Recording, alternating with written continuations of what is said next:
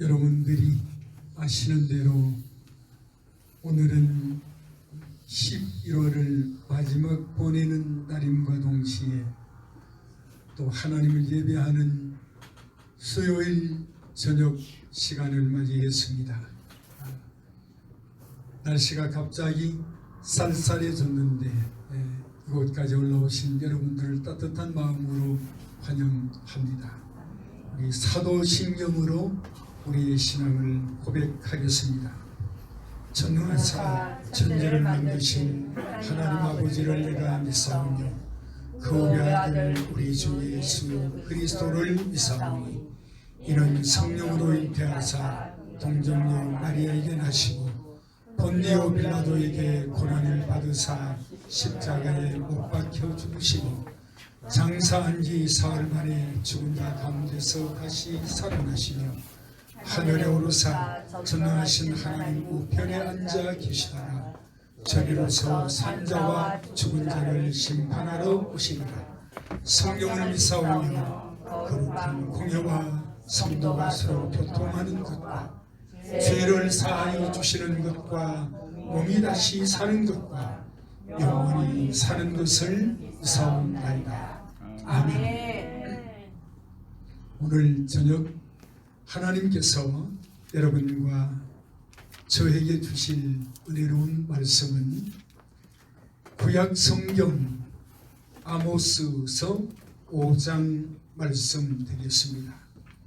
제가 가지고 있는 성경 1278쪽에 있는 아모스 성경 5장 1절로 8절의 말씀을 한 절씩 교독하도록 하겠습니다. 아모스 성경 5장 1절로 8절 말씀 제가 먼저 읽겠습니다. 이스라엘 족속아, 내가 너희에게 대하여 애가로 지은 이 말을 들으라.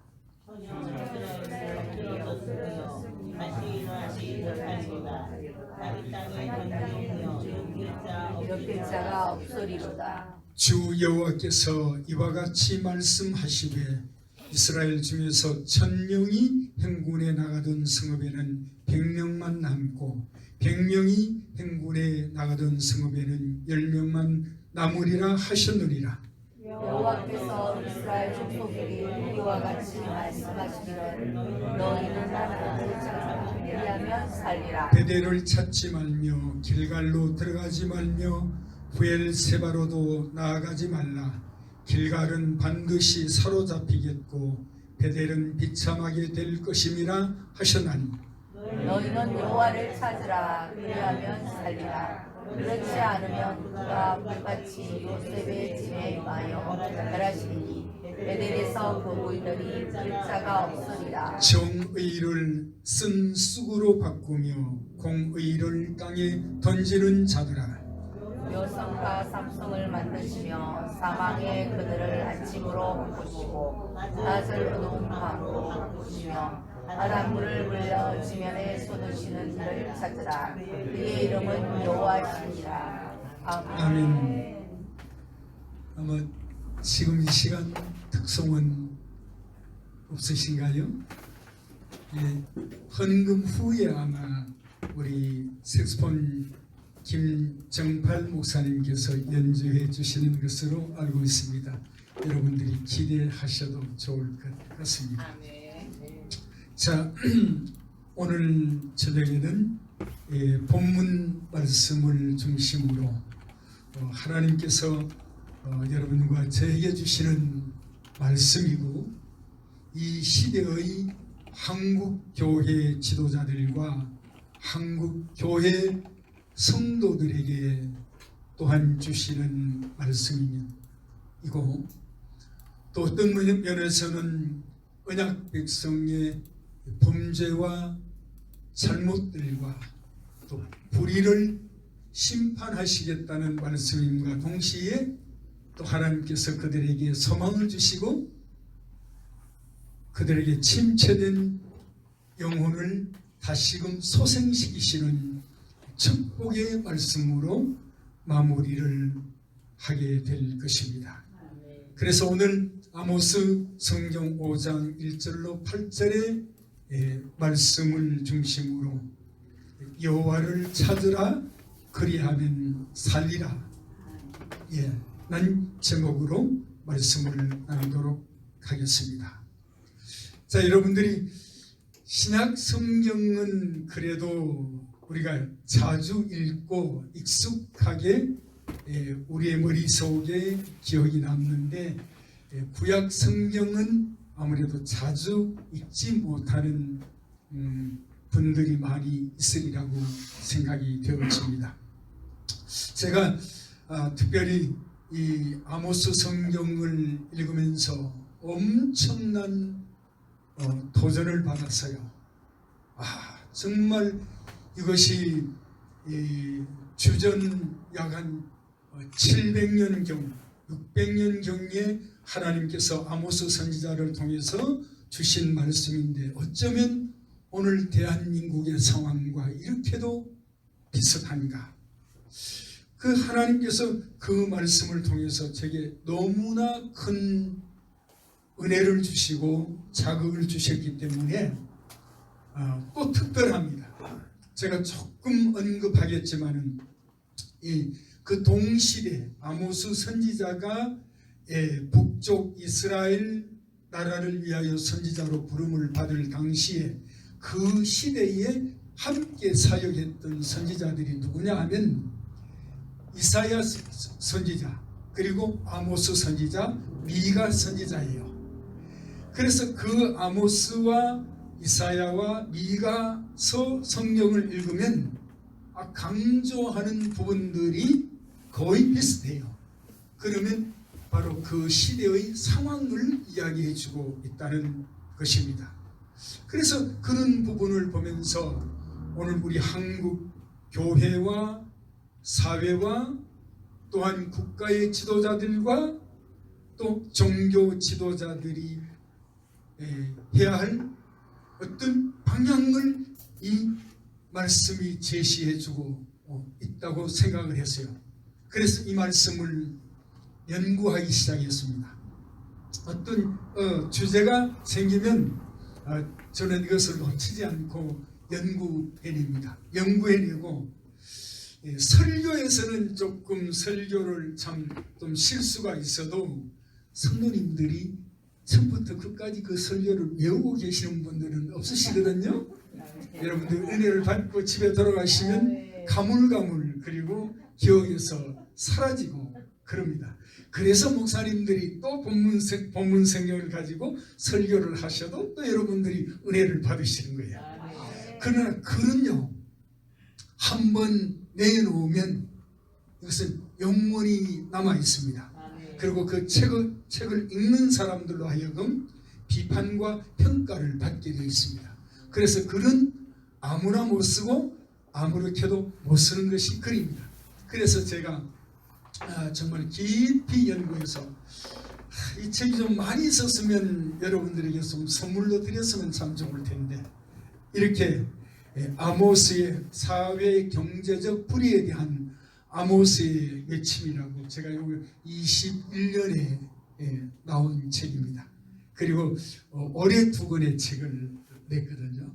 그래서 15권의 지금 책을 저술해 놓고, 지금도 그동안 계속해서 연구해 놓은 책들이 지금 출판을 기다리고 있는 책들이 많이 있습니다.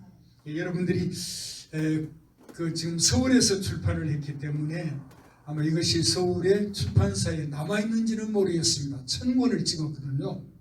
그래서 참 내용이 너무 이렇게 성경을 펴놓고 이 책을 읽으면 성경이 아모스서가 이렇게 말하는 것이 이런 부분을 말하는구나 하는 것을 여러분들이 깨달을 수 있으리라고 생각합니다. 자, 그러면 아모스 선지자는, 이 선지자가 남쪽 유다 사람이에요.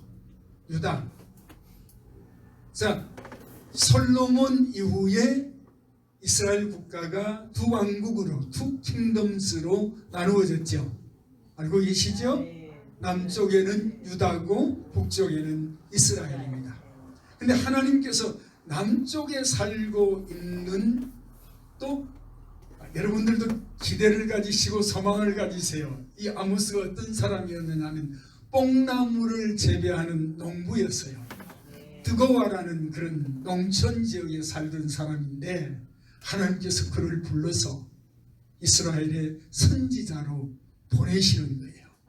오늘도 그렇습니다. 하나님께서 약한 자를 들어 강한 자를 부끄럽게 하시고 많이 못 배운 자를 통해서도 하나님께서 배운 자들과 능력자들과 권세자들을 부끄럽게 하시는 것이 하나님이세요.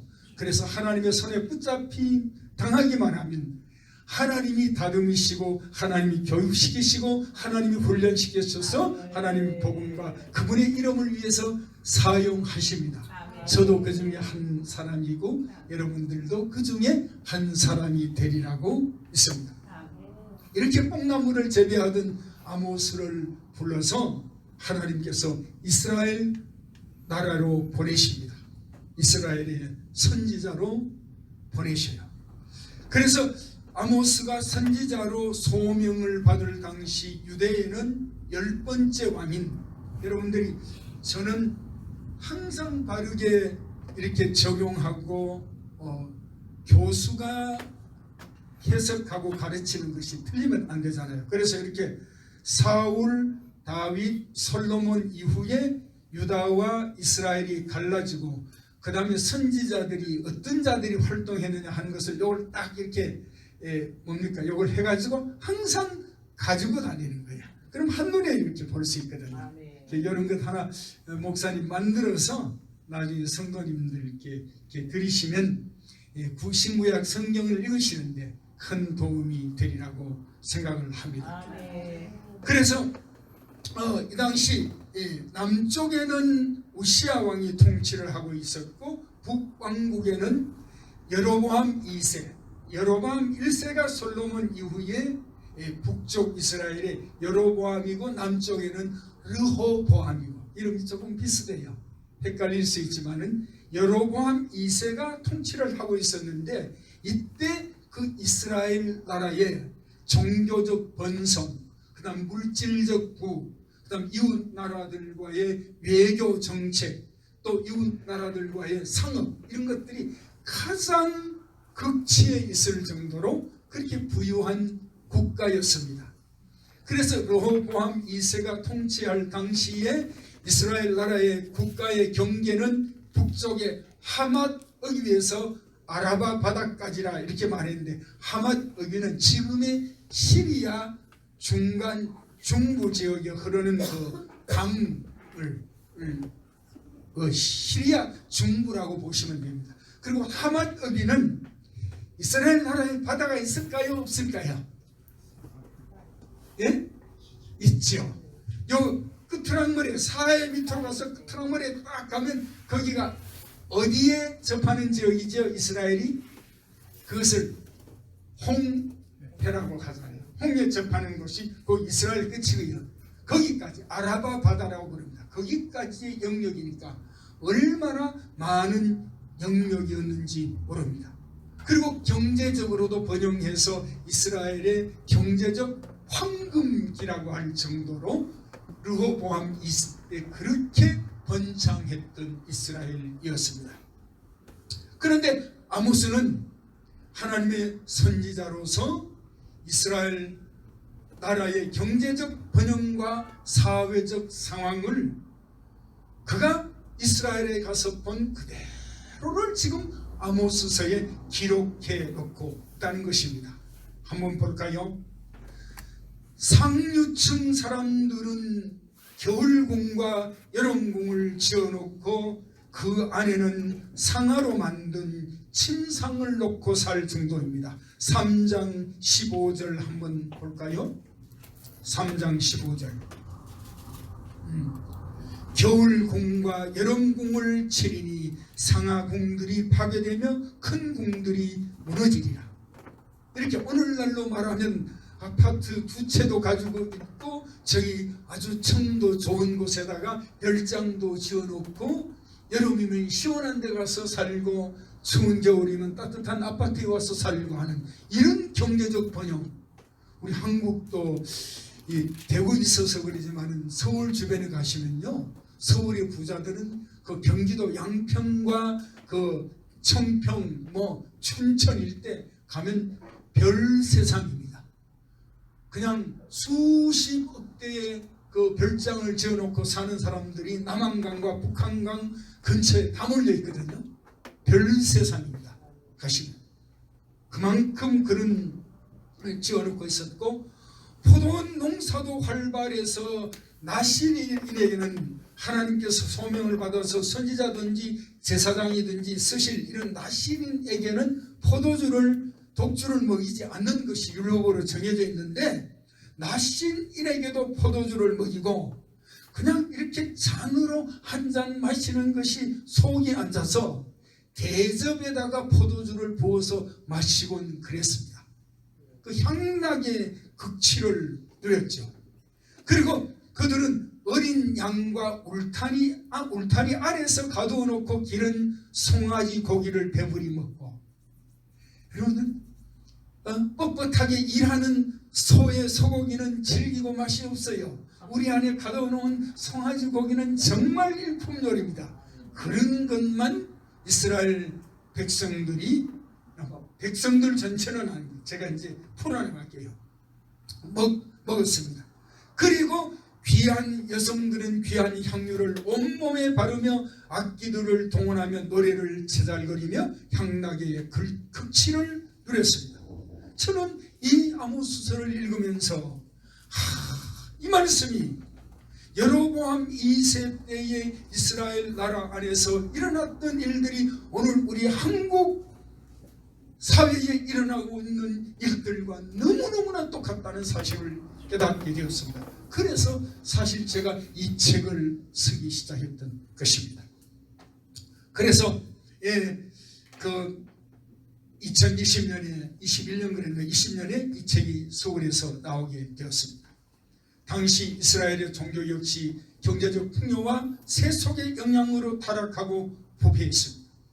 이제 그 나라 안에 이방 종교가 들어오기 시작했습니다. 우리도 지금 사신 종교, 이단들이 생겨나고 이슬람이 들어오고 이런 이방 종교들이 물밀듯이 지금 들어오고 있습니다. 그리고 대학들에는 기독교 학생들의 모임은 반대하고 이슬람을 위해서 학교에다가 이렇게 또 공간을 마련해주고, 또 중국 학생들 최근에 그런 모임들이 있더라고요. 그런데 이 사람들이 무슨 회라는 것을 만들어서 중국어를 가르친다고 하지만 중국의 사회주의, 공산주의를 지금 가르치고 있는 거예요. 이런 것들이 오늘날 우리 대학 안에 물밀듯이 일려 들어와 있다고 하는 사실들을 우리는 알아야 됩니다. 그러니까 오직 여호와 하나님만 섬겨야 되는 절대 신앙이 무너지기 시작하고, 또 이스라엘에는 하나님을 섬기는 신앙이 무너지면서 특별히 아합 왕과 이세벨 왕비 당시에 바알과 아세라 신을 섬기고 통치하는 그런 우상 숭배가 허용되었던 때입니다. 그러니 자연히 이스라엘 백성들의 신앙은 형식적이 되어가고, 또한 예배는 의식에 치중하여 변질되어 가기 시작했습니다. 이때 하나님께서 아모스를 불러서 북쪽 이스라엘 나라에 가서 하나님의 말씀을 전하는 선지자로 세워서 보냈다고 하는 것입니다. 자, 그러면 오늘 이제 본문 말씀을 중심으로 해서 조금 더 넓혀가면서 말씀을 전할 텐데, 어떤 말씀을 여러분들에게 전할 것인가? 첫 번째는 왜 아모스 선지자가 이스라엘을 보면서 애가로 통곡을 했는가 하는 게 첫 번째 풀어갈 질문이고, 두 번째, 그러면 아모스 선지자가 이스라엘 백성에게 선포한 하나님의 말씀의 핵심은 무엇인가? 이게 두 번째고, 세 번째는 끝까지 여호와의 신앙을 지킨 자들에게, 이렇게 경제적 번영과 이방 나라의 종교의 유입과 신앙적으로 타락해가는 백성들 가운데서도 남은 자, 끝까지 신앙을 지킨 자들에게 주시는 여호와의 축복이 무엇인가? 하는 이 세 가지 주제를 가지고 오늘 저녁에 여러분들과 말씀을 나누도록 하겠습니다. 그럼 첫 번째로, 왜 아모스 선지자가 애가로 하나님께 통곡했는가? 첫 번째로. 자, 오늘 여러분과 함께 읽은 아모스 5장은 이렇게 시작하지요. 이스라엘 족속아, 내가 너희에게 대하여 애가로 지은 이 말을 들으라 며 슬픈 말씀으로 본문을 시작해요. 왜 아모스 선지자는 가슴 찢어지는 듯한 슬픔의 애가로 이스라엘 백성을 향하여 통곡했는가 하는 것입니다. 당시 경제적 번영과 물질적 번영은 반드시 어느 사회이든, 한국 사회든 미국 사회든 일본 사회든 영국 사회든 어느 사회든 영적인 타락을 몰고 오게 되어 있습니다. 그리고 부유한 상인들과 지도층 인사들의 위선적 행동은 온 나라를 병들게 했습니다. 그래서 아모스 선지자는 2장 6절에서 이런 말을 해요. 앞에도 그런 말을 했습니다만, 여호와께서 이와 같이 말씀하시되 이스라엘의 서너 가지 죄로 말미암아 내가 그 벌을 돌이키지 아니하리니, 이렇게 말합니다. 그러면 서너 가지 죄가 무엇일까? 여러분들이 참 이 책이 있으면 충분히 해석 이해를 하실 텐데, 세 가지 네 가지 죄를 말하는 것이 아니고 어떤 시적인 표현을 써서, 우리도 그러잖아요. 뭐 적은 문제가 있으면 아이고 그러면 선나 껍데기 뭐, 경상도 말 쓸게 선나 껍데기 뭐 이렇게 하고, 그 다음에 조금 많다 싶으면 연한 가지 뭐 이렇게 표현을 하거든요. 그런 표현이에요. 서너 가지란 말이. 그러면서 서너 가지가 세 가지 혹은 네 가지로 계속해서 반복 짓는 죄를 의미합니다. 이 서너 가지 죄가 세 가지 네 가지를 계속해서 반복 짓는 죄. 회개해 놓고는 또 그 죄를 반복해요. 회개해 놓고는 또 그 죄를 반복합니다. 오늘 이러한 죄악들이 오늘 우리 그리스도인들 안에도 있습니다. 그러면서 서너 가지 죄악을 폭로하면서 여호와의 말씀을 전하기 시작합니다. 그러면서요, 여러분들이 나중에 한번 풀어가 보십시오. 저는 이 말씀을 읽다가 역시 하나님의 선지자의 그 어떤 인격성을 발견했어요. 여기 보면 2장 6절에 그 벌을 돌이키지 아니하리니 이는 그들이 은을 받고 인을 팔며 신한 필레를 받고 가난한 자를 팔며, 그런데 그들이 이렇게 말합니다. 복수를 사용해요. 근데 여러분들이 아마 1년 내내 읽고 연구해도 그들이 누구인지를 찾아내기가 어려우실 겁니다. 저는 이것을 6장에 가서 찾아냈습니다. 이거는 이스라엘 백성 전체를 말하는 것이 아닙니다. 그들이 누구냐? 자, 한번 생각해 봅시다. 여러분들이 남들을 욕하고 비난할 때 그거 누구누구 이름 불러가면서 막 욕하고 막 그러잖아요. 여기서 아모스가 잘못한 이스라엘 백성들의 지도자들을 지칭하는데 이름을 불러가면서, 나중에 이름을 부르는 사람이 한 사람 있습니다. 제가 이야기할게요, 설교에서. 근데 이름을 밝히지 않고 그들이 이렇게 대명사를 쓰잖아요. 이게 선지자의 인격인 거예요. 아멘. 우리는 남들을 막 욕할 때 막 그 사람 이름 불러가면서 막 손가락 하고 막 그러잖아요. 네.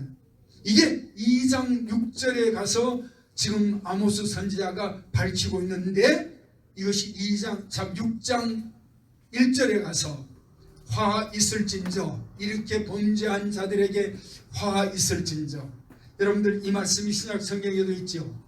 마태복음 23장에 바리새인과 서기관들을 향하여 하나님께서 그들이 행한 신앙적 영적인 외식에 대해서 화 있을진저, 이것을 7번인가 8번인가 사용합니다. 근데 여러분들 그냥 옛날에 어머님들이 말하는 화병 정도가 아닙니다.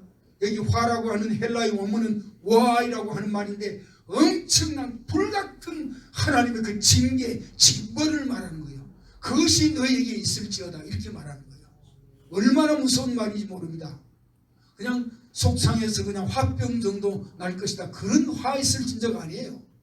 그 말을 여기서 사용하고 있거든요. 그러면서 여기 보면 곧 백성의, 여기 그들이 누구냐면 백성의 머리인 지도자들이요. 백성의 머리인 지도자들이 그들이에요. 그들. 조금 이제 후에 제가 구체적으로 그들이 누군가를 밝히겠습니다. 그러면서 말을 하면서 첫째는 사법부와 관련된 자들의 범죄를 지적해요. 오늘도 이 사법부에 검찰이라든지 이런 그 변호사라든지 이런 사람들은 법원에서 일하는 사람들은 상당한 권력을 가지고 있거든요. 사실 옛날에는 이런 권력만 가졌다면 그냥 부자 되는 것은 그냥 일도 아니에요.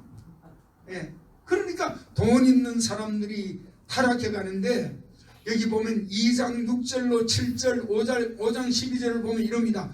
그들이 은을 받고 의인을 팔며 의로운 사람을 잘했다 의롭다고 하는 것을 판결해 줘야 되는데 돈 뇌물을 먹고 의로운 사람을 그냥 죽이는 거예요. 팔아먹는 거예요. 죽이는 거예요. 그냥 이 사람이 옳은 것도 거짓했다고 이렇게 덮어씌워서 지금 팔아먹는 거예요. 이걸 말하는 거예요.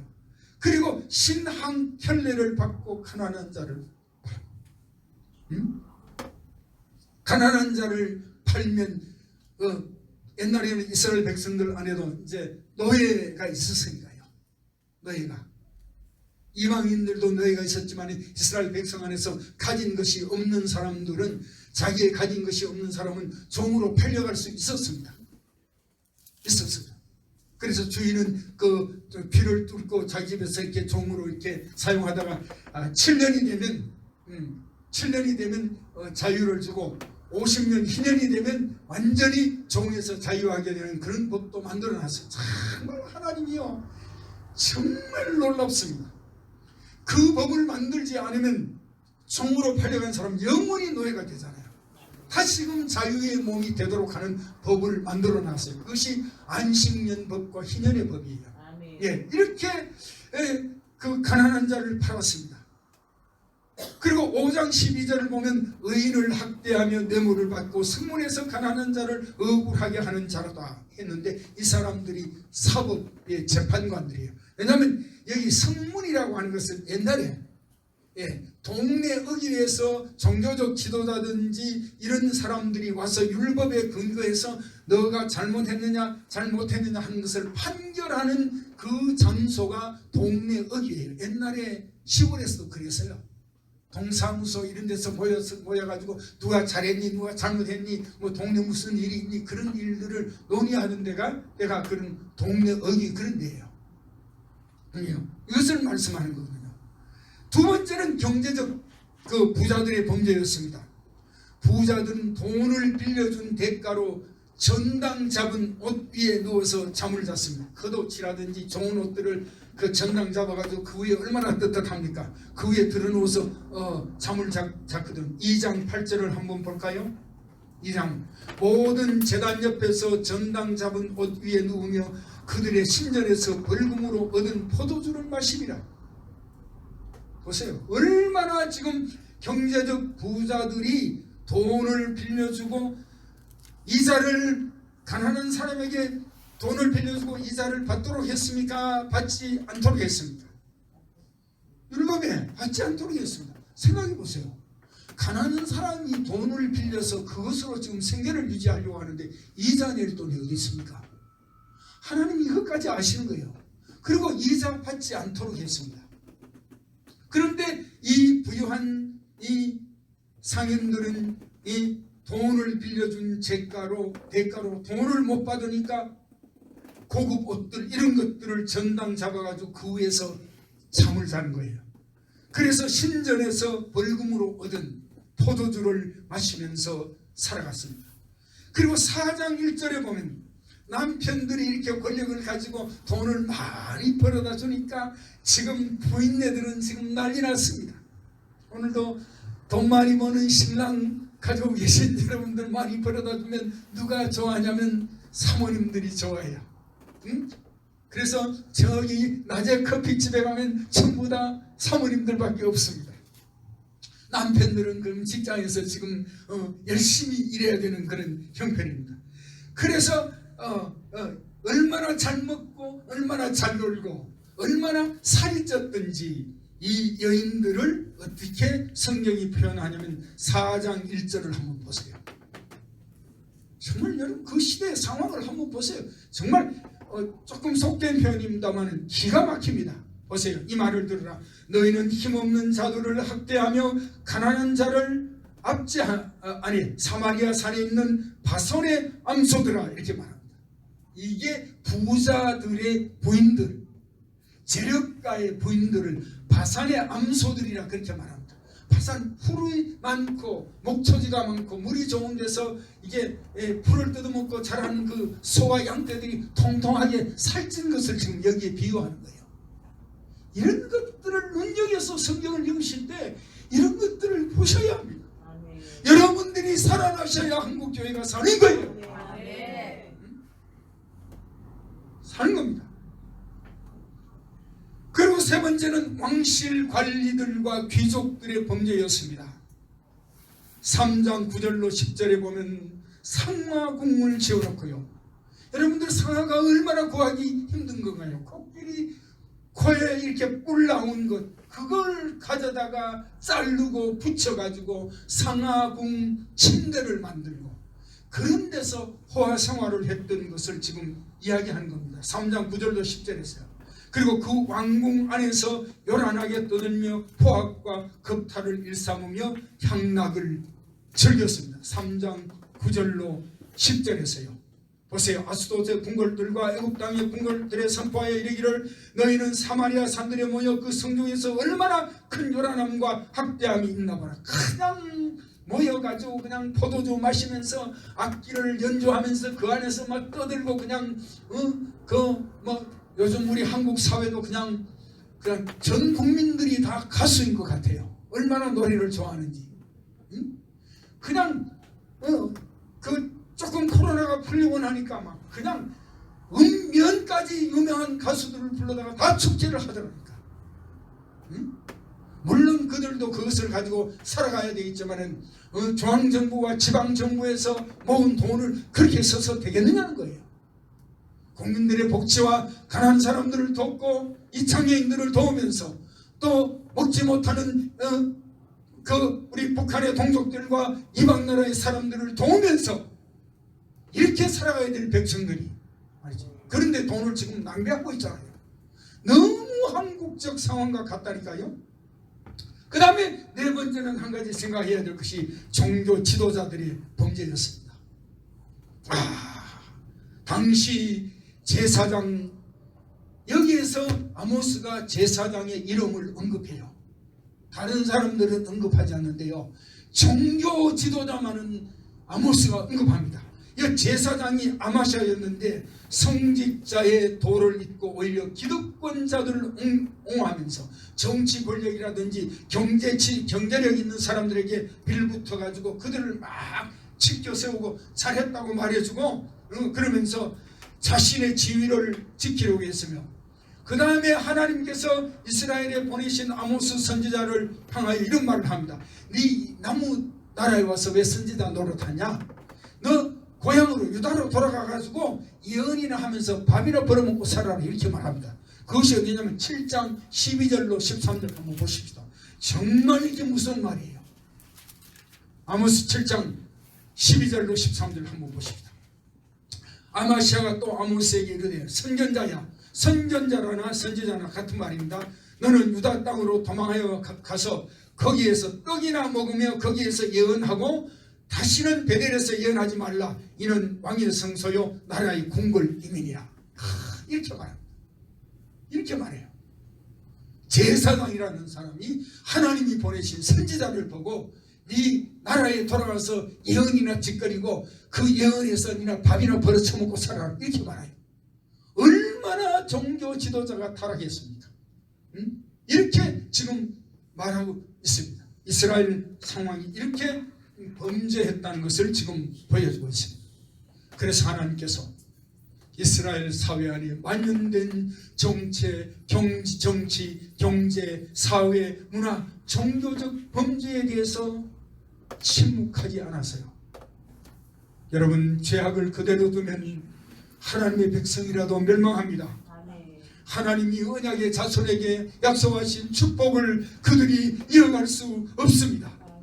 이것을 아시고 하나님께서 아모스 선지자를 통해서 이스라엘 백성들이 돌아오도록 지금 말씀을 전하고 있습니다.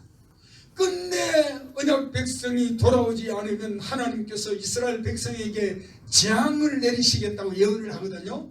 5가지 재앙을 말합니다. 아모스서를 읽으면 여러분들이 발견할 수 있습니다. 첫 번째가 메뚜기 재앙, 두 번째가 불심판, 세 번째가 다림줄 재앙, 네 번째가 과일 한광줄이 재앙, 5번째가 손으로 친 기둥에 대한 이런 것들을 통해서 이스라엘 백성들을 칠 것이다, 이렇게 말합니다. 자, 이런 환상을 보고 이런 말씀을 듣고 나서 종교적 지도자가 가만히 있으면 이거 종교적 지도자가 아니죠. 이게 사건이죠. 만일 돌이키지 않으면 하나님께서 심판하시겠다고 이렇게 환상을 아모스에게 보여주니까 아모스 선지자가 침묵할 수 없었습니다. 보고만 있을 수 없었습니다. 그가 먼저 일어났습니다. 그는 목소리를 높여 죄악에 대하여 슬픈 마음으로 통곡하기 시작합니다. 바로 그 통곡을 애가라고 말하는 겁니다. 애가. 그래서 애가가 무엇인지 여러분들 오늘 5장 말씀을 읽었는데, 본문을 읽었는데 애가가 무엇인지 발견 못하셨죠? 그래서 목사님들이 필요한 거예요. 예? 애가. 그 애가가 5장 2절입니다. 아주 시적으로 짤막하게 두 단락으로 이렇게 딱딱 나누어져서 써놨습니다. 여러분, 5장 2절이 애가예요. 처녀 이스라엘이 엎드려졌으며, 딱 한 소절. 다시 일어나지 못하리로다, 한 소절. 자기 땅에 던지우며, 한 소절. 일으킬 자 없으리로다, 이렇게 말합니다. 여러분, 애가는 짧은 문장으로 슬픔을 표현하는 노래, 이것이 애가라는 말입니다. 이러한 표현을 히브리어 키나라 이렇게 표현을 합니다. 짧은 이 문자 속에 여러분, 한때는 아름다웠고 한때는 찬란했고 번영했던 이스라엘이 이제는 졸지에 무너지고 망하고 사라진다는 슬픔에 대한 탄식의 외침입니다. 구약의 이사야 선지자도 이스라엘 백성의 상황을 바라보면서 동일하게 애가로 탄식했습니다. 그것이 이사야 22장 4절입니다. 돌이켜 나를 보지 말라. 나는 슬피 통곡하겠노라. 내 딸 백성이 패망하였으므로 말미암아 나를 위로하려고 힘쓰지 말지니라. 이사야 22장 4절의 말씀입니다. 똑같이 애가로 그 당시에 타락한, 영적으로 타락하고 경제적으로 부패한, 또한 사법적으로 불의를 행하는 이스라엘 백성들을 향하여 애가로 통곡하고 있다는 것입니다. 자, 그러면 오늘 우리 한국의 상황을 한번 보십니다. 저와 여러분들이 슬피 울며 애곡하며 통곡해야 할 상황은 아닌가요? 오늘날 우리 사회 상황은 어떤가요? 경제적 번영으로 인하여 옛날보다 여러분과 저의 삶의 질은 얼마나 높아졌습니까? 최첨단 기술의 혜택을 즐기면서 휴대전화라든지 온갖 이런 기기들을 가지고서 기술의 혜택을 즐기고 있습니다. 풍요로운 가운데 사채하고 있습니다. 온 세상을 다 가진 듯 돌아다니며 맛집을 찾아다니면서 배불리 먹고 커피 향에 취하여 비틀거리며 굶주린 자들을 비난하는 자들은 없는가요? 이것이 타락한 이스라엘 백성들과 다른 것이 무엇인가요? 무엇인가요? 그리고 5장 3절을 보면 여호와께서 이런 말씀을 하시죠. 이스라엘 백성 중에서 1000명이 행군에 나가던 성읍에는 100명만 남고 100명이 행군에 나가던 성읍에는 10명만 남으리라. 여러분, 이게 무슨 뜻인가요? 전쟁에 1000명을 보냈는데 몇 명만 살아남아왔다고요? 100명만. 900명은 뭐예요? 다 죽었다는 겁니다. 여러분들이 잘 성경을 잘 읽으셔야 돼요. 그 다음에 100명을 보낸 것에 얼마만 남았다? 10명만 남았다. 그러면 나머지 90명은 어떻게 됐다고? 죽었다는 말입니다. 이것은 이스라엘의 처절한 패배를 말씀하는 거잖아요. 하나님 앞에 돌이키지 아니하고 회개하지 아니한 하나님의 백성들이 원수들의 칼날에 의해서 이렇게 망하게 될 것이라는 것을 지금 처절하게 말씀하고 있잖아요. 응? 돌아올 자가 없는 텅 빈 성읍이 되고 살아남은 자들에게도 기쁨이 없는 성읍이 되고 슬퍼하는 곡성이 가득한 성읍이 되고 하나님의 음성이 들리지 않는 성읍이 되고 인적이 끊기고 무너지고 회파되고 쓰레기만 가득한 성읍이 된다는 말씀입니다. 그렇습니다. 이렇게 범죄한 이스라엘 백성이 그러면 다시 일어날 수 있는 희망은 없는가 하는 거예요. 두 번째로는 아모스가 이스라엘을 위하여 선포한 말씀은 무엇인가? 자, 아모스가 하나님의 심판의 경고의 메시지, 이스라엘 백성들을 재앙으로 치시겠다는 그 심판의 메시지를 듣고 정말 바람 앞에 등불 같고 꺼져가는 심지 같으면 죽음을 눈앞에 둔 사형수 같은 이스라엘 백성들에게 살 길은 없느냐? 살 길을 제시해요.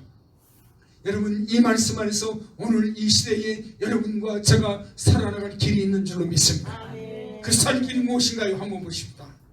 너무너무 무서운 하나님의 심판이 기다리고 있기에 아모스 선지자는 이스라엘 백성을 향하여 두 번이나 성경에서 그 본문에서 두 번이나 이상 강조하는 굉장한 강조점이 있다는 것을 아셔야 됩니다. 그래서 오늘 본문 4절과 6절에서 보면 하나님이 두 번이나 반복하여 살 길을 제시하는데 그 살 길이 뭔가요? 그것이 여호와를 찾으라. 그리하면 살리라. 여호와를 찾으라. 그리하면 살리라. 사는 길이 어디에 있다고요? 여호와를 찾는데 사는 길이 있다는 사는 길을 제시해 주잖아요. 제시해 줍니다. 그러면서 아모스가 이스라엘 백성을 향하여 외치기 시작합니다. 첫 번째 외침이 뭔가요?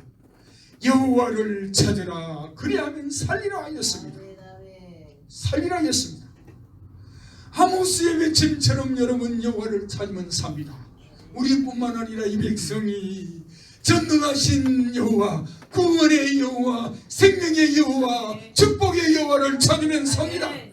사람이 살아가는 길과 방법이 여러분 여호와의 말씀 안에 있습니다.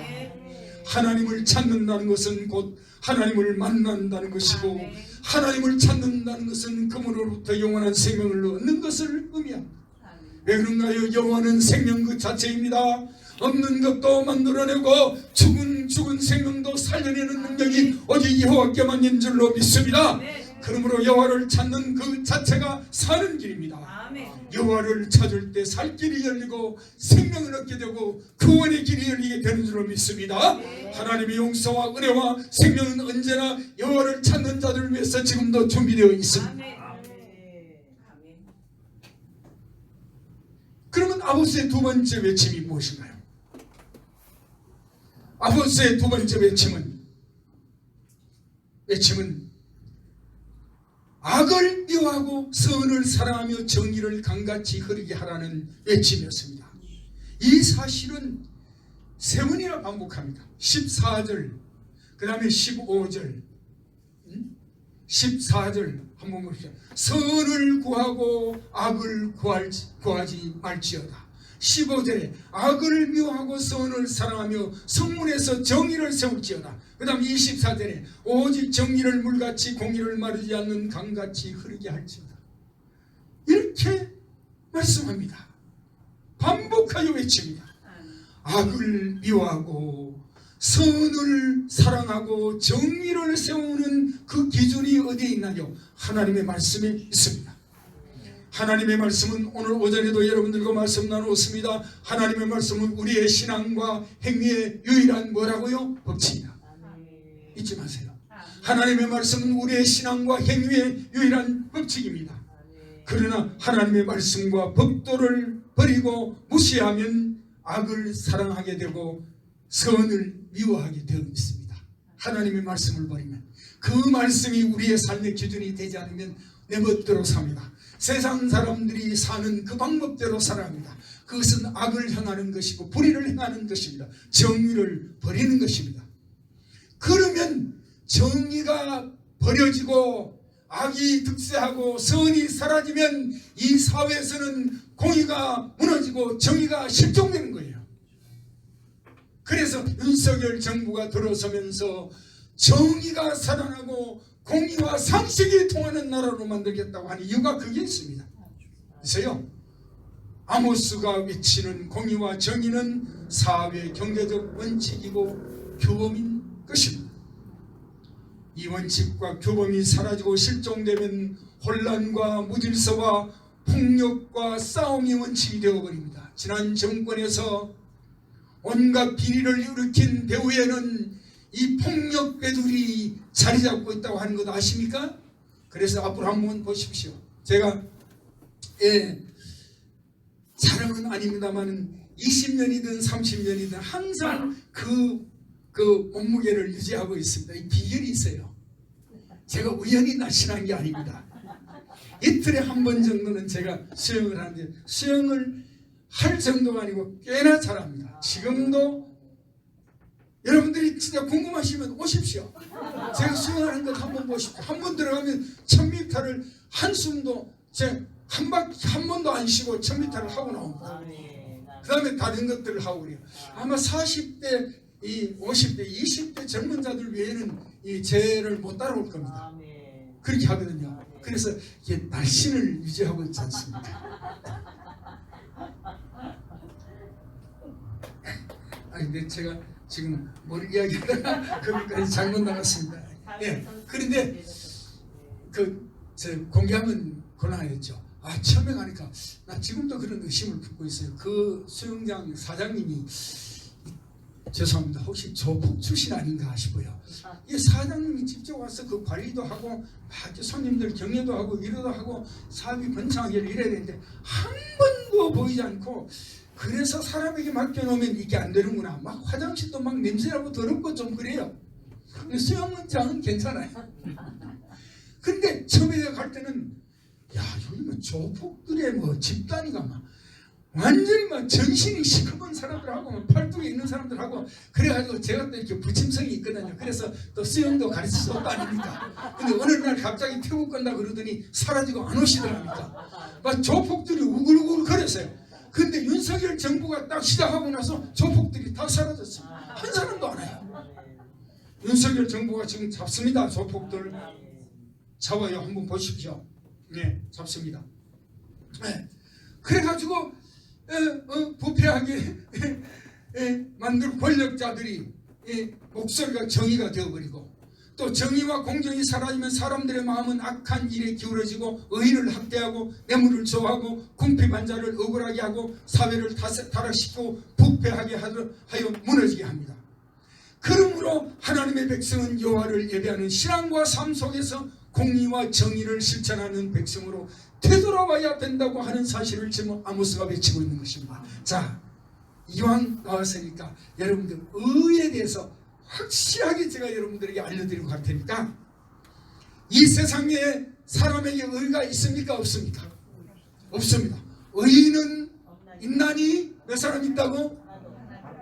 의인은 없나니 한 사람도 없습니다.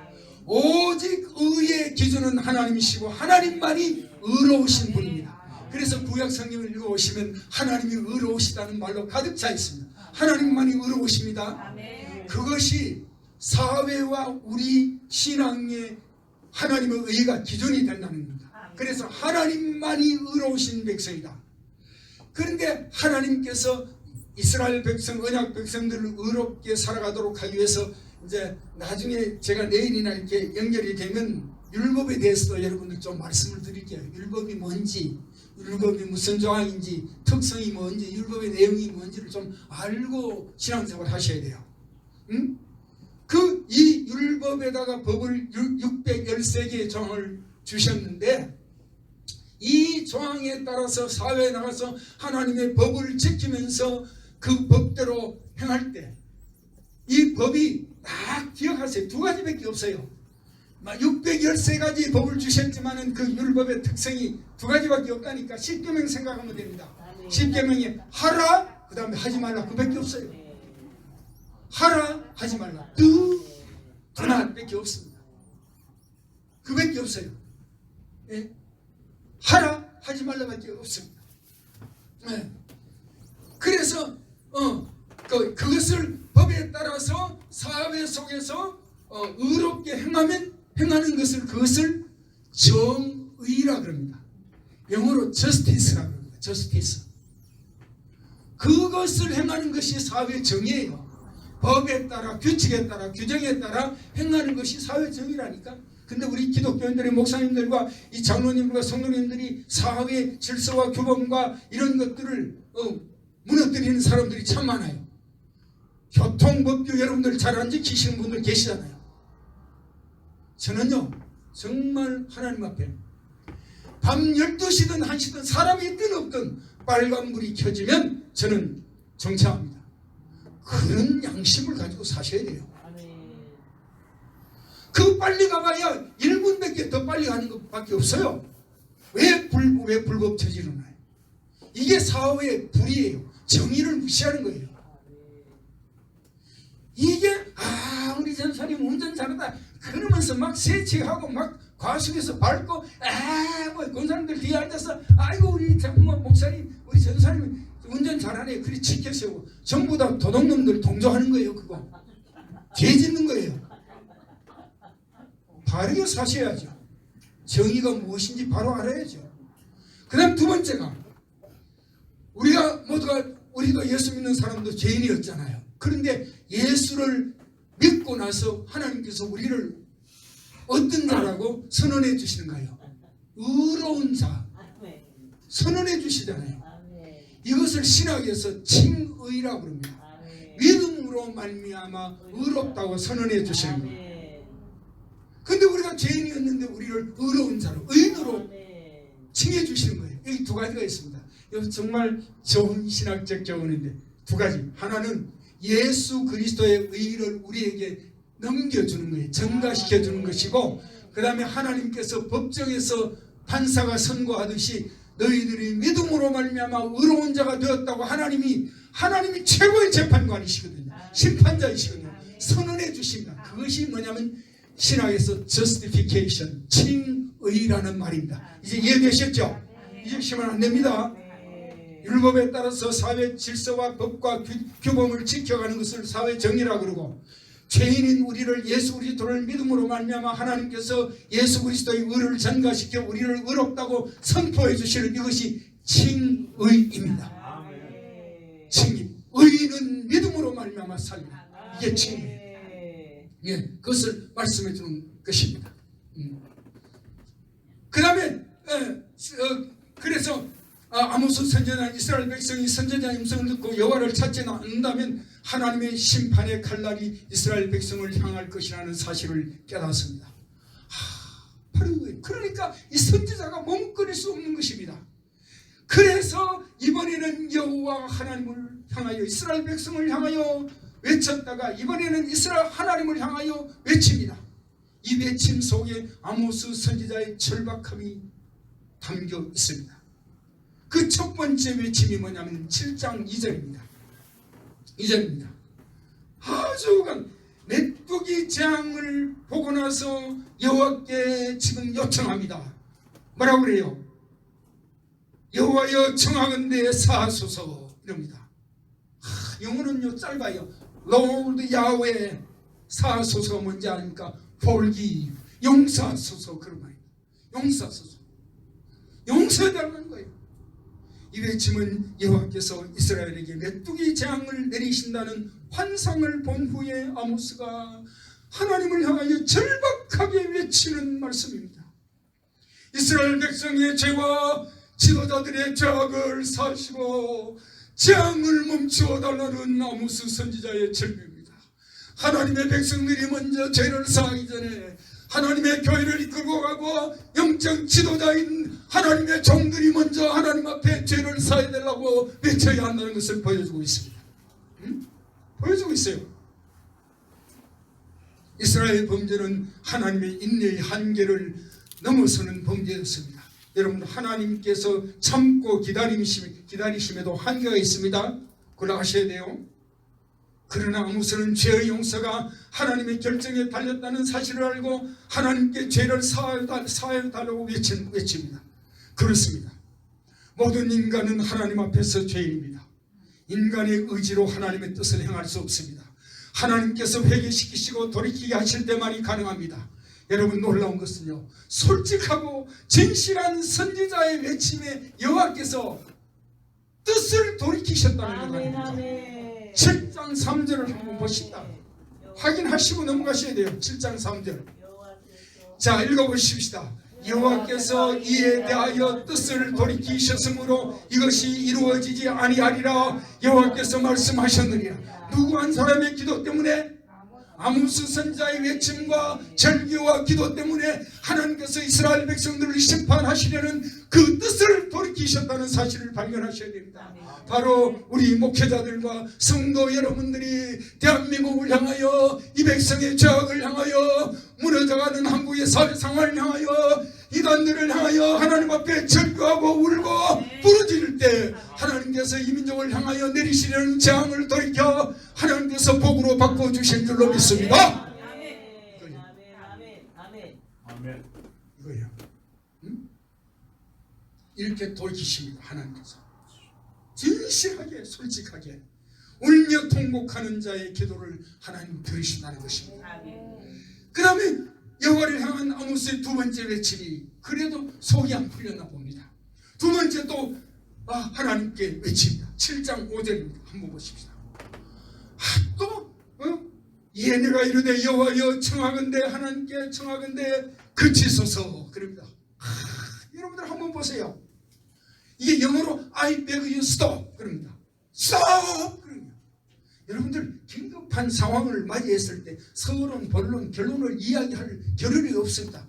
stop 그래. stop 멈춰주세요. 살려주세요. 구원해주세요. 복주세요. 이렇게 말합니다. 긴급할 때 이렇게 기도하는 아모스 stop 그럽니다. stop 그래. 사람이 무엇이든지 다급하면 길게 설명할 시간이 없습니다. 가장 필요하고 가장 긴급한 것을 요청할 뿐입니다. 이렇게 절박하게 여호와여 그치소서라고 외친 아모스의 절기에 하나님이 못 들으십니까? 하나님이 아모스의 진심을 모르십니까?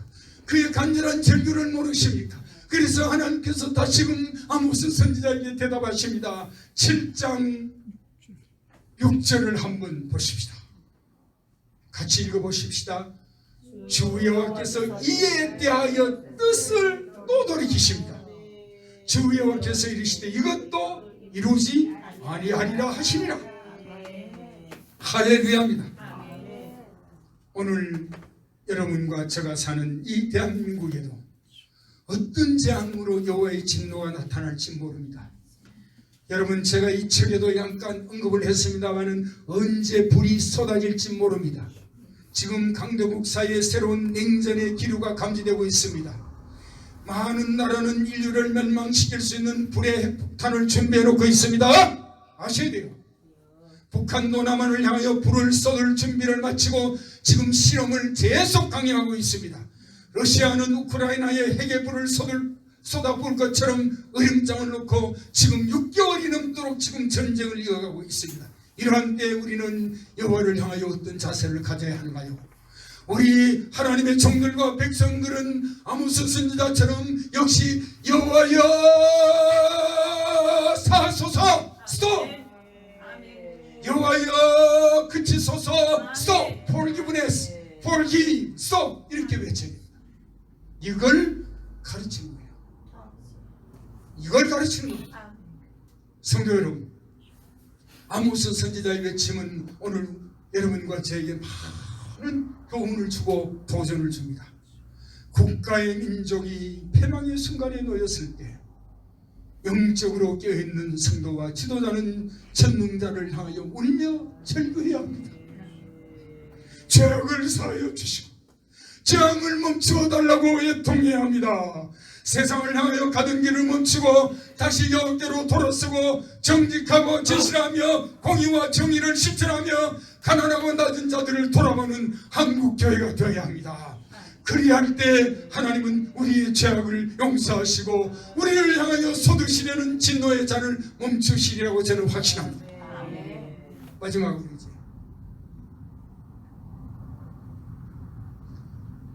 그러면 이러한 상황 가운데서 종교 지도자들이 타락하고 경제력을 가진 부자들이 타락하고 국가의 사법권과 정치적 왕실에 있는 사람들은 이 정치적 권력자들이거든. 이런 사람들이 타락하여 그냥신 한 컬레를 받고 의인을 팔고요. 팔고 이 가난한 자를 팔고요. 이렇게 하면서 범죄한 이스라엘 백성들이 여호와께 용서를 구하고 여호와께서 사해달라고 부르짖고 통곡할 때 하나님은 이 백성을 향하여 어떤 축복을 준비하고 계시는가 하는 것을 보겠습니다. 이런 상황에서도 끝까지 여호와의 신앙을 잃지 않고 지켜 고통과 고난과 아픔과 시련 속에서라도 오직 여호와만을 붙들고 눈물로 기도하며 말씀을 따라가려고 몸부림친 성도들을 하나님의 백성들을 향하여 여호와께서 주시는 축복이 무엇인가 하는 겁니다. 보실까요? 이스라엘 백성과 지도자들은 아모스 선지자의 통곡과 여호와를 찾으면 살 길이 있다는 외침에도 그들은 끝내 회개하고 돌아서지 않았습니다. 아모스의 예언대로 북왕국 이스라엘은 아수르의 침략에 의해서 무너집니다. 먼저 망합니다. 그리고 백성은 뿔뿔이 흩어지고 이스라엘은 그때부터 역사에서 사라졌습니다. 남쪽 유다는 바벨론에 의해서 멸망당하고 이스라엘 백성들은 480km나 되는 그 바벨 시나리 옛 이름이고 그 다음이 시나리 바벨이 됩니다. 바벨이 됩니다. 그 바벨이 바벨론 왕국의 어떤 그 정치적 근거지가 되는 거죠. 480km가 넘는 그 먼 길을 쇠사슬에 맨 채 하나님의 선지자들과 제사장들과 다 질질 끌려갔던 그 백성들이 그때 나라를 잃고 언제 나라를 되찾았어요? 이스라엘이 언제 나라를 되찾았어요? 70년 후에는 그냥 돌아왔지만 역시 바벨론이 통치를 하고 바벨론 지나고 나서 왜 금방 저거 생각이 나는 바벨론 지나고 나서 페르시아가 점령을 하고 페르시아가 끝나고 나서 헬라가 점령을 하고 헬라가 끝나고 나서 로마가 점령을 하고 계속 점령했죠. 언제 독립국가가 됐나? 안 됐죠? 언제 됐어요? 나라를 언제 찾았어요? 예? 1945년이 우리나라 똑같습니다. 해방일 하고 1945년이에요. 2차 대전에 그 아랍이 무너뜨리고 영국과 미국에 의해서 이스라엘 나라를 찾아가지고 그때 비로소 독립이 됐습니다. 어마어마한 세월 동안에 이스라엘 나라를 잃어버리고 온 세계 곳곳에 유대인들이 돌아다니며 뿔뿔이 흩어져서 나라 없는 백성으로 살았잖아요. 우리가 36년 동안 이 나라에 살면서도 주권을 빼앗기고 노예 같은 삶을 일본의 통치하에서 살았잖아요. 그거 살았는데도 우리가 이렇게 약한 감정이 남아있는데 이스라엘 백성은 2500년이 넘게 나라 잃은 백성으로 살다가 1945년에 비로소 이스라엘 나라를 되찾았습니다. 이런 것은 여러분 상식이에요. 역사예요. 알고 있어야죠. 응? 자, 이렇게 이런 백성에게 하나님 그들이 언약의 백성이기 때문에 내일 아마 아침에 강의할 때 제가 이것을 약간 언급할지 모르겠습니다. 언약에는요, 자 그냥 넘어가고, 하나님은 절대로 그분이 약속을 맺으신 자기 백성을 버리지 않으십니다. 인간은 버려도 하나님은 안 버리십니다. 그런 하나님 같은 우리 안 믿어도 됩니다. 하나님 그런 분 아니에요. 여러분들이 하나님을 자꾸 세상의 어떤 신처럼 인간처럼 그렇게 믿고 따르지 마세요. 하나님은 언약이 영원하신 분이에요. 이것을 영원한 언약이라고 해요. 언약이라고 그럽니다. 그래서 하나님께서 끝까지 여호와를 신뢰하고 자기의 죄악을 회개하고 돌아선 자들에게 회복의 은혜를 베푸시고 축복을 선언하십니다. 선언하셔요. 백성이 아무리 타락하고 범죄하여도 여호와의 언약을 지키며 그를 경외하고 말씀을 청종하고 순종하는 자들을 다시 회복시키신다는 약속을 하십니다. 그 첫 번째가 아모스 9장으로 한번 넘어가면 봅니다. 9장 11절. 이제 9장에서 하나님께서 회복과 축복을 선포하시거든요. 보십니다. 9장 11절에 한번 읽어보십시다. 11절. 그날에 내가 다윗의 무너진 장막을 일으키고 그것들의 틈을 막으며 그 허물어진 것을 일으켜서 옛적과 같이 세우시고, 포로로 잡혀갈 때요, 이스라엘 나라는 예루살렘 성은 다 회파되고, 그리고 나중에 예레미야, 느헤미야나 그 에스라 시대에 다시 재건하는 일을 합니다만 다 무너졌고, 그냥 성전 안에 있던 하나님의 그 제사를 위해서 모아놓은 온갖 보석들은 다 끌고 가고, 제사장과 선지자들은 다 잡아가고, 에스겔 선지자가 바벨론에 가서 하나님께서 환상을 통해서 이스라엘 백성들이 예언한 그 예언이 에스겔서거든요. 그렇게 다 잡아갔지 않습니까? 그리고 남아있던 이스라엘 나라 안에는 다 회파되고, 이런 회파된 나라를 하나님께서 다시 세우시겠다고 약속하고 있지 않습니까? 응? 여기 장막은 인간이 머물거나 살아가는 장소를 뜻합니다. 더 넓게는 언약 백성에게 주신 가나안 땅을 의미합니다. 화려하고 견고했던 다윗의 장막도 하나님의 심판에 따라 초막처럼 무너지고 불탈 수 있습니다. 그러나 버려지고 황폐된 그 땅에 하나님께서 백성을 다시금 돌려보내시고 그 땅을 견고하게 세울 것이라고 약속하고 있지 않습니까? 하나님의 영광이 사라진 그곳에 옛 영광을 다시 찾게 해주겠다고 하나님이 약속하고 있지 않습니까? 그렇습니다. 하나님의 용서가 있고 하나님의 긍휼이 나타나고 하나님의 은혜가 선포되는 곳에는 하나님의 영광이 회복될 줄로 믿습니다. 우리 역시 세상을 향하여 가던 길을 멈추고 돌아서고 선지자의 목소리를 청종하고 공의와 정의를 행하며 여호와만을 의지하는 자에게 옛 믿음의 은혜와 축복과 영광을 회복시켜 주실 줄로 믿습니다. 여러분의 가정과 섬기는 교회와 우리가 사는 이 나라에 이 옛 영광이 회복되고 하나님 부어주시는 축복이 계속되기를 축원합니다. 그럼 두 번째로, 여호와께서 남은 자들에게 만국을 기업으로 얻게 하리라고 약속하십니다. 9장 12절이에요. 읽어보십시다. 그들은 에돔의 남은 자와 내 이름으로 일컫는 만국을 기업으로 얻게 하리라. 이 일을 행하시는 여호와의 말씀입니다. 자, 우리가 3년이나 되는 코비드-19 코로나 팬데믹 상황을 겪으면서 물론 이단들을 들춰내 가지고 그들을 세상에 폭로하는 그런 어떤 효과도 있었지만 지금 신천지들이 다시 똘똘 뭉쳐서, 그것도 하필이면 왜 대구입니까? 제가 우리 어제 배 목사님 오셨습니다만 우리 장로님 아침에 일부 예배하고 서울로 올라가시기 때문에 내가 우리 권사님께 말씀을 드렸어요. 이게 대구의 지도자들이, 기독교인들이 지금 부글부글 끓고 있다고, 홍준표 씨에 대해서. 그 좀 친하거든요. 우리 장로님이 지금 국민의힘 당대표로 출마하실 김기현 장로님이 저희 교회 장로님이세요. 장로님이십니다. 그래서 말씀을 드렸어요. 그 신천지에게 왜 그 모임을 허락해 주느냐고. 사모님이 지금 홍준표 시장님의 사모님이 권사님이시라고 그러는데 말이나 됩니까? 다시 살아나잖아요. 이단들이 다시 살아납니다. 여호와께서 긍휼과 용서를 통해 구속받은 그의 백성에게 기업의 상속을 허락하시는 약속이에요. 비록 에돔과 같은 이방 나라에 있을지라도 언약 백성에게 구원의 은총이 선포되고 하나님의 백성이라 일컬음을 받게 되고 여호와의 축복을 받게 되리라고 선포합니다. 중요한 것은 거기에 남은 자라고 하는 말이 있습니다. 여러분, 정말 세상이 부여해서 그들이 그 세상의 사람들이 가면 그들의 문화와 그들의 습관과 그들의 행동에 우리 기독교인들도 따라가요.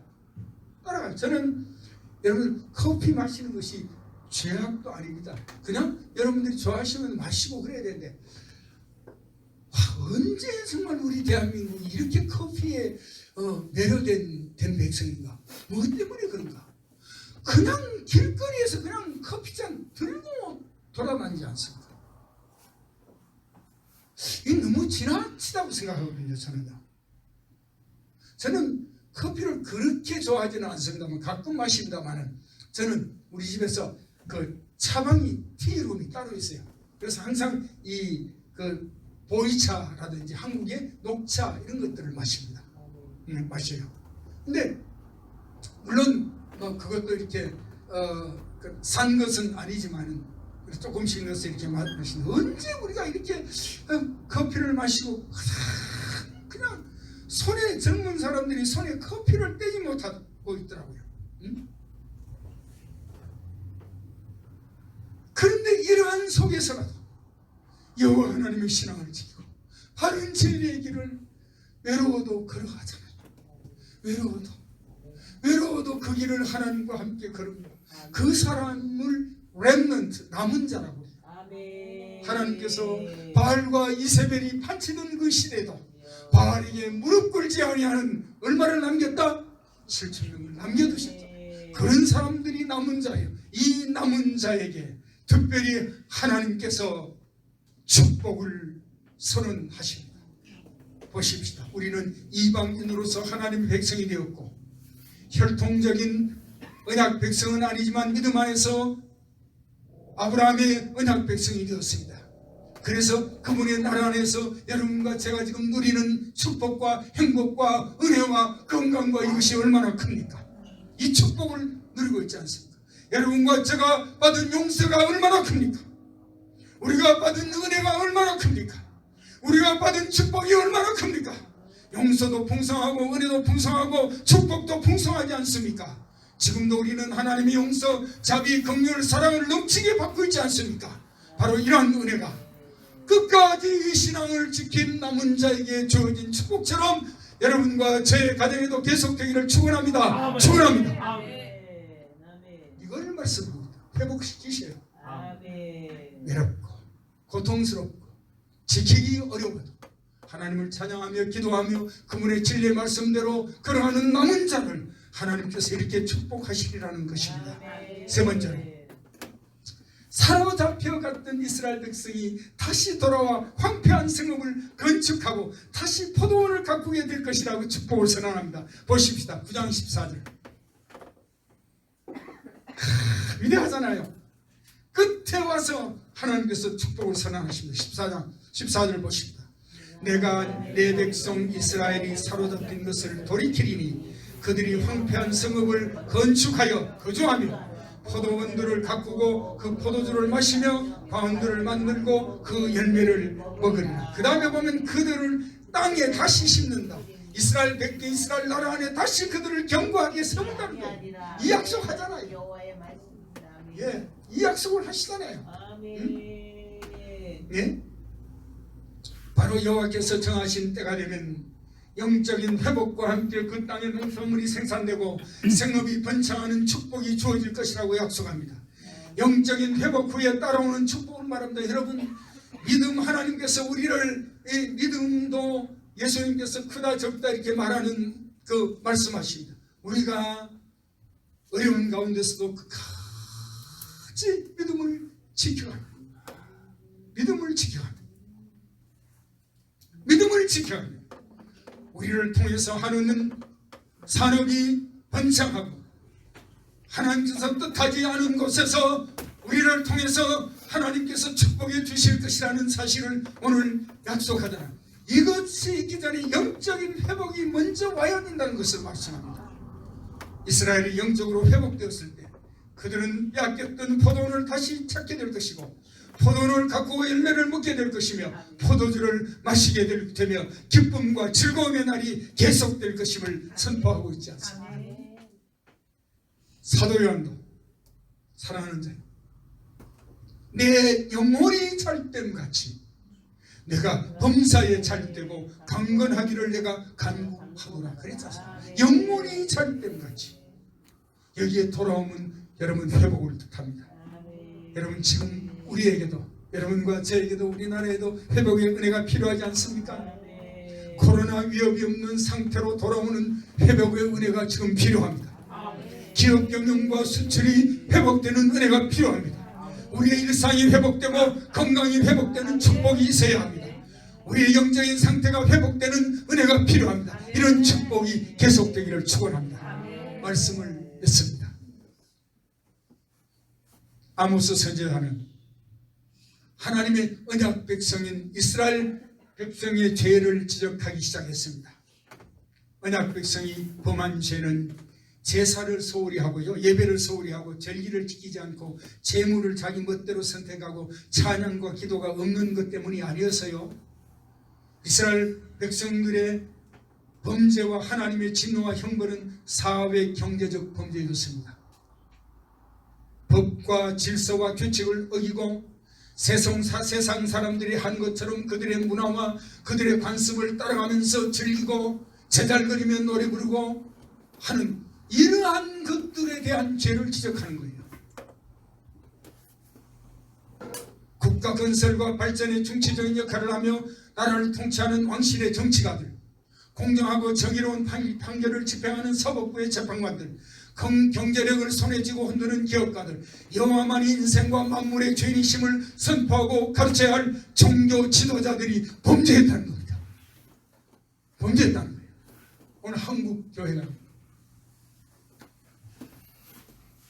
그러면 정말 우리 얼굴에 침 못 뱉기 때문에 제가 이런 말 안 합니다. 제 얼굴에 침 뱉기 때문에 얼마나 타락했는지 아십니까? 세상 사람들의 타락을 능가했어요. 종교 지도자들이, 목사들이.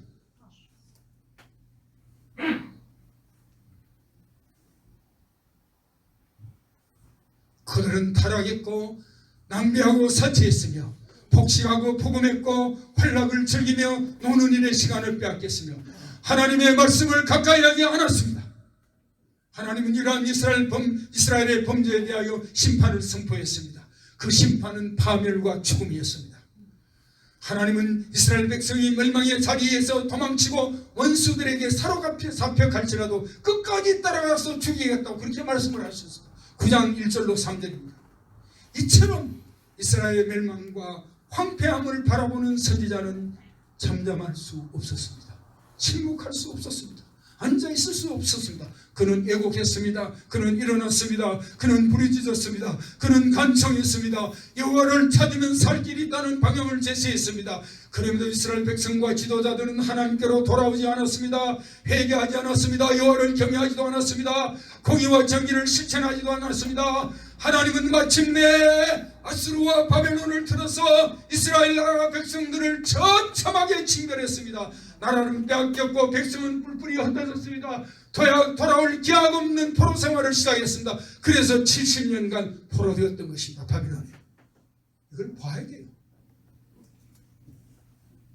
어떤 사람들은 죽어봐야 젖은 맛을 안다고 그러더라고요. 한번 죽어봐야 돼요. 그래야 정신을 차려요. 죽어봐야 젖은 맛을 안 돼요. 살살게 하면 더 감사해야 되잖아요. 적은 것이라도 나누면서 살아야 되잖아요. 왜 이렇게 더 잘 살고 더 좋아졌는데 왜 더 교만해지고 왜 더 죄 짓는가요? 답답해서 정말. 하나님의 말씀을 청종하고 경외와 정의를 하며 용서와 긍휼을 기다린 자들을 하나님은 잊지 않으셨습니다. 그들을 기억했습니다. 그들을 다시금 약속의 땅으로 돌아가게 했습니다. 나라를 건설하고 포도원을 가꾸고 산업을 일으키며 옛 영광을 회복하는 축복을 안겨주시기를 약속했습니다. 여기 이 아모스의 외침 안에 우리 한국교회 성도들과 지도자들이 걸어가야 할 길이 제시되어 있습니다. 아직도 세상에 발을 딛고 온전히 여호와께 돌아오지 못한 주의 백성들이 많습니다. 코로나 이후로 교회에 나왔던 성도들의 절반 이상이 사라졌어요. 사라졌습니다.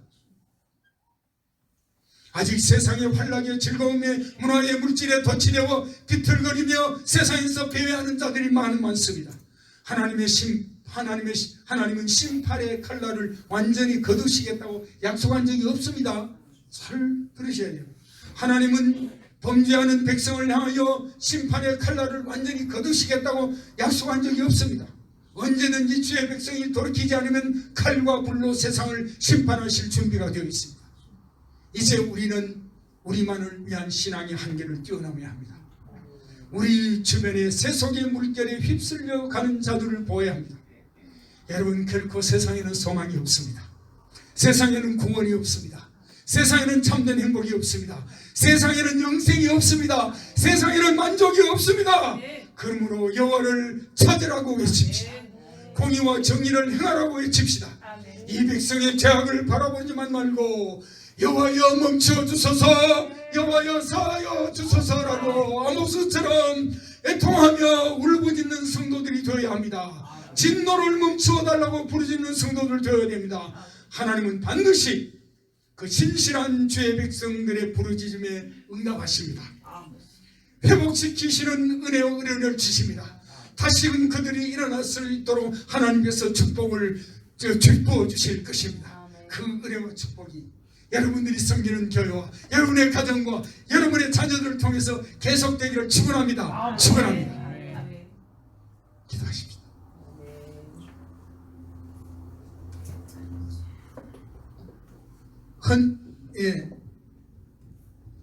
자, 저기 마치고 아마 헌금하도록 하고, 지금 하나님 앞에 헌금 시간 있죠? 예, 헌금하도록 하겠습니다. 헌금하는 중에 우리 김정팔 목사님께서 색소폰으로 특송해 주시겠습니다.